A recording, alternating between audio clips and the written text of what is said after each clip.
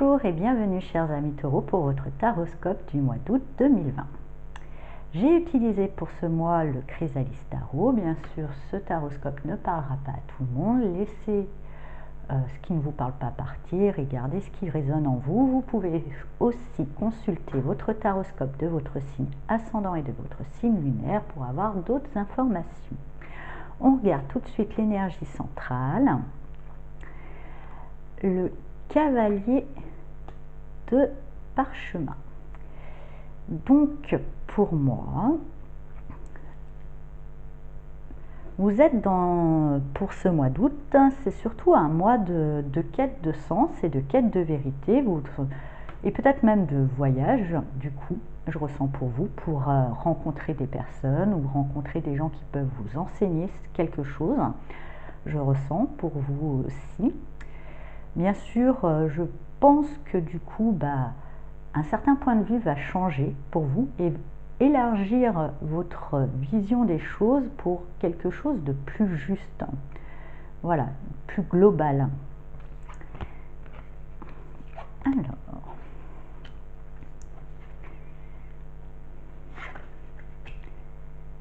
ok. Effectivement, il y avait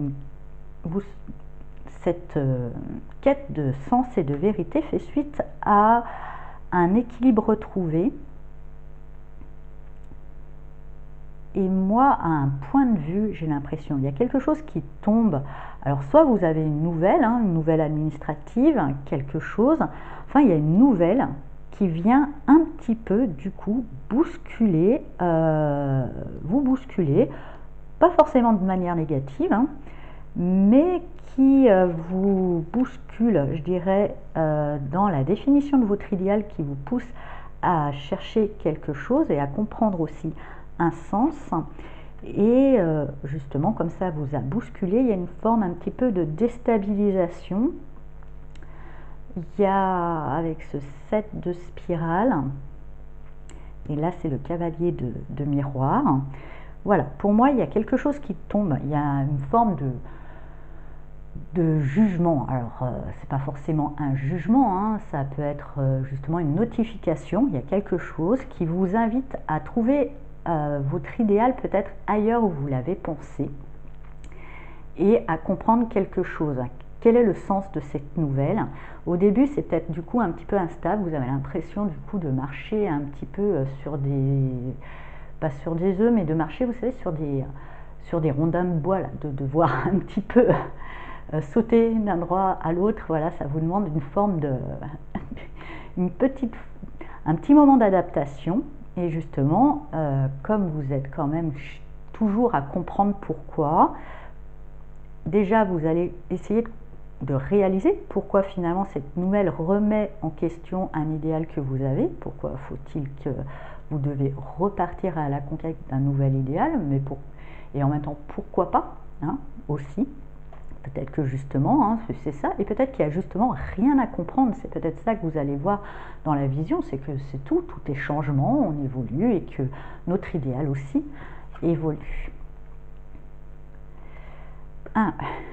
Alors, avec ce 7 de manuscrits et alors il dit le héros ou le fou ou le mât, c'est la carte 0. Effectivement, pour moi, ce jugement ou cette chose qui tombe vous fait le sentiment d'être un petit peu floué, peut-être, pour vous. Et c'est pour ça que vous cherchez à comprendre. Dans quelle mesure, justement, vous vous sentez floué. Pour moi, il y a certains taureaux qui vont avoir l'impression de s'être leurrés ou d'avoir été dans une forme de déni. Et du coup, justement, grâce à cette nouvelle, grâce à cette remise en question et un petit peu à cette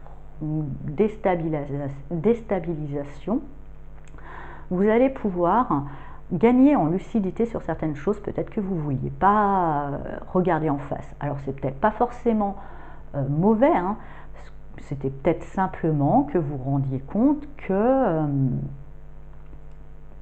sur certaines choses que vous n'aviez pas regardé en face, c'était peut-être aussi sur des choses positif sur vous que vous n'étiez pas en mesure de prendre en compte parce que vous vouliez pas, vous aviez peut-être une tendance à vous dévaloriser. C'est pas forcément quelque chose de négatif, je sens. Ça peut être après, par contre, des choses ou peut-être des qualités. Alors ça, je le sens fort, oui. Pour moi, des qualités peut-être que vous accordiez à des situations ou à des personnes qui étaient peut-être euh, exagérées. Et du coup, vous gagnez en lucidité, vous prenez une vision globale et ça vous permet quelque part de partir vers une forme d'inconnu ou tout simplement de repartir à zéro avec une vision claire, justement, de repartir à zéro, c'est ce que je ressens, avec une vision claire et une capacité aussi, une forme de sagesse que vous n'aviez pas avant. Alors,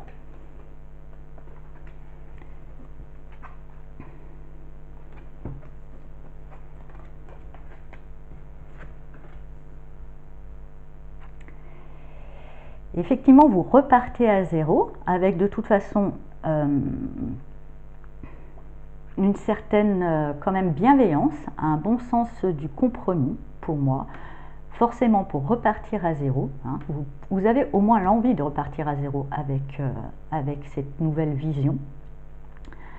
Du coup, avec une certaine bienveillance quand même et dans des bons propos, vous aurez l'envie de quitter quelque chose qui vous nourrit plus justement puisque vous avez gagné en lucidité et vous vous rendez compte que certaines choses ou certaines relations ou certaines situations ne vous nourrissent plus et qu'il est temps de les quitter. Ça risque de vous provoquer un petit conflit.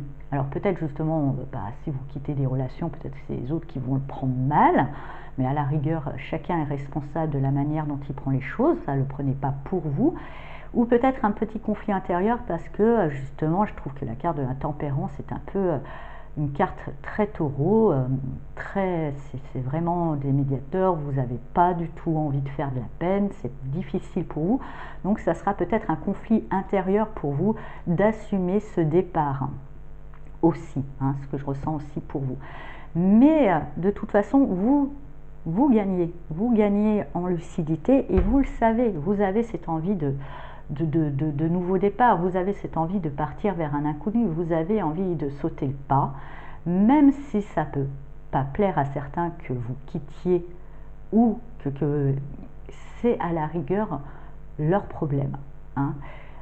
Vous avez quand même mis vraiment les formes pour pouvoir l'expliquer, vous êtes vraiment dans la bienveillance et il est peut-être temps, comme je vous disais, dans le déni, je chantais aussi qu'à un moment, il est peut-être temps aussi de voir que des fois, vous tombez souvent dans le sacrifice de vous-même pour pouvoir faire plaisir à l'autre et que l'autre ne se sente pas floué et qu'il est peut-être temps d'arrêter ce comportement et même si cela risque d'apporter une forme de conflit. Effectivement, il vaudra pour vous peut-être un petit peu faire valoir votre point de vue, taper du poing sur la table et je dirais pas imposer l'autre, mais imposer qu'on vous respecte. Ça, c'est ça que j'entends pour vous. Vraiment, c'est pas d'imposer votre point de vue comme une vérité absolue, c'est la vôtre et cette vérité que vous avez pris le temps d'acquérir et qui n'était pas forcément évidente, il a fallu qu'on vous bouscule pour ça, que la vie vous bouscule, que les événements vous bousculent pour ça. Donc cette vérité mérite d'être respectée. Vous ne l'imposez pas à personne, puisque quand même vous êtes dans une tempérance, mais vous n'êtes pas non plus le paillasson sur lequel on s'essuie les pieds, quoi, à un moment. Et c'est peut-être ça un petit peu que je ressens aussi pour certains taureaux. Voilà, vous allez arrêter d'être gentil, cessez d'être gentil, soyez vrai, comme le livre le dit. Je vous invite à le lire d'ailleurs, ça va peut-être vous aider à quitter une situation avec bienveillance, mais quand même, il faudra un petit peu cracher quelques flammes parce que je ressens pour beaucoup de taureaux qu'on remet toujours un petit peu en question votre point de vue, comme s'il n'avait pas de valeur. Et vous, pourtant, vous ne remettez pas les autres points de vue en question. Et il est peut-être temps que vous vous accordez la même importance que vous accordez aux autres, sinon plus. Attention aussi, j'entends, attention un petit peu, de ne pas aussi, avec cette tempérance ou ce 7 de parchemin, de ne pas minimiser cette sensation de flouage ou de déni et de trouver encore des excuses, même si je comprends que vous avez besoin d'adoucir, mais ne pas non plus minimiser pour autant. Alors, je vais voir pour vous maintenant, pour ce mois d'août, avec le jeu et le livre des couleurs, des couleurs pour la vie, pardon. Quelle couleur va vous accompagner? C'est un jeu et un livre qui donne des conseils en termes de développement. Hop, elle vient. Et je vous demande un petit instant, il y a le téléphone qui sonne. On va le laisser sonner, vous aurez une petite musique en fond. C'est pas grave. On va attendre que ça se termine. Hop. Voilà, on peut faire une petite danse aussi, ça y est, c'est passé. Hop, ça sera la petite danse pendant, ça sera la petite musique pendant votre musique. Alors, la couleur qui vous accompagne pendant ce mois d'août, c'est le rouge. Donc là, on est quand même dans le chakra racine. Donc on en vient un petit peu au fondement. Mais justement, bon, la notion de racine, je vois bien aussi cette remise à zéro. Et c'est le chakra de la sécurité. Alors effectivement, peut-être partir vers l'inconnu peut vous poser souci, mais aussi par rapport à je suis. Le chakra racine correspond vraiment à je suis, prendre question de qui je suis. Et là, je vois bien aussi le rouge de ces flammes et peut-être cette fois-ci prendre position, pas imposer, c'est peut-être un peu trop fort, mais comment dire, je cherche le mot, voilà, faire respecter avec fermeté qui vous êtes. Alors, rouge, le message numéro 1, je suis parfaitement capable d'autonomie, ce qui ne m'empêche pas de partager des choses avec les autres si je le désire ou lorsque c'est nécessaire. Donc effectivement, ce que je sens aussi dans le côté flouage, c'est que certaines situations ou certaines personnes vous ont infantilisé. Ça vient là, surtout en licence message. Et il est important justement de reprendre votre place. Vous n'êtes pas débilos, quoi, hein, en gros. Et quitte à prendre de la distance avec ces personnes qui ne savent pas ou avec les situations qui ne vous permettent pas d'exister tel que vous êtes.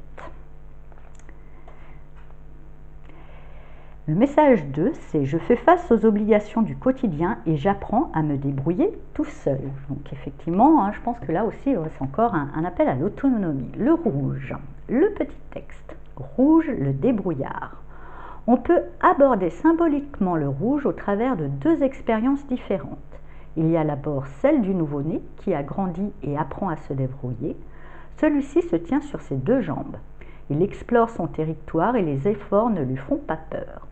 Il apprend à se passer de sa mère, commence à se sentir en sécurité et veut faire de plus en plus de choses tout seul. Il y a ensuite celle du jeune adulte qui, tel un oiseau désertant le nid, quitte la maison pour s'installer dans la vie. Le rouge est ainsi la couleur d'un apprentissage essentiel, celui de l'autonomie.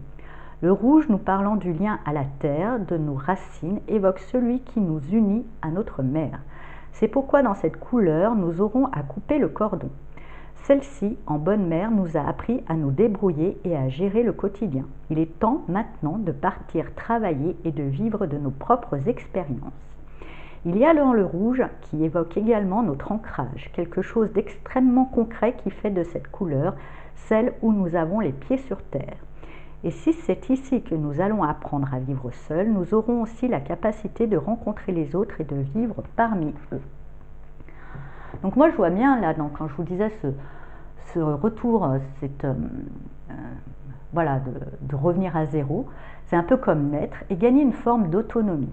Et peut-être aussi pour certains taureaux qui seraient parents, parce qu'il y en a, c'est bon, ils ont déjà quitté le nid, ils sont déjà âgés, c'est peut-être aussi couper le cordon et de rendre l'autonomie pour gagner la leur et de ne plus être dans la responsabilité, enfin voilà, de ne pas porter la responsabilité de d'autres, de plus être dans ce rôle éducatif. D'ailleurs, je vous conseille pour les parents qui ont des enfants adultes et qui peut-être être là quand cette carte nous invite à couper le cordon, c'est peut-être pas vous avec vos parents, mais peut-être vous avec vos grands enfants adultes, de regarder la vidéo de Jean-Jacques Crèvecoeur sur parents en CDD. Je trouve qu'elle est très bien faite pour ça. Et aussi, pour moi, voilà aussi, comme je vous disais, il y avait une notion d'infantilisation que je ressentais, donc couper le cordon avec tout ce qui pourrait être modèle parental ou des personnes qui pourraient penser être votre père, mère ou d'être un parent pour vous, un guide, parce que par gentillesse, hein, c'était par bienveillance et peut-être aussi par un déni de vos compétences que vous les avez bien écoutés, mais il est temps de vous écouter. Vous, ça ne va pas exclure, même si vous quittez certaines choses, ça ne va pas exclure que vous allez, pas dit que vous allez évoluer avec les autres, bien sûr, mais vous allez évoluer avec les autres en être entier et autonome et stable que vous êtes, pour moi déjà. C'est juste que vous n'en avez pas pris conscience. Je vous souhaite un très beau mois d'août. J'espère que cette vidéo vous a plu et je vous dis à bientôt. Au revoir.